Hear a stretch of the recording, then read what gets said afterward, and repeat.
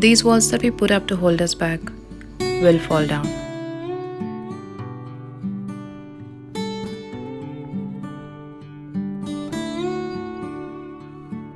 To build the wall of a broken heart, to make a home with freedom of rooms, in a world to live in together.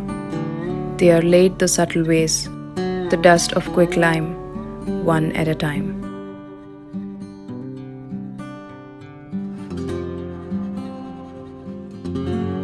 In the bright days of summer, as morning might scratch under the sharp trowel of the dusk, as stars sink back into the soft grey mortar of the dawn, a first brick against the red dust of the wind, built towards the light.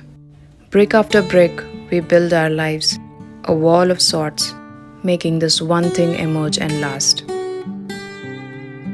Of patient labor now become anonymous, not designed for some, but for all of us.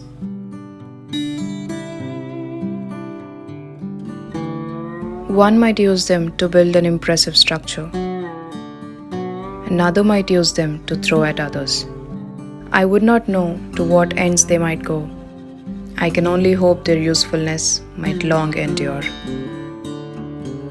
Build truth and beauty, or bring hubris low. The only fear is what you will find inside.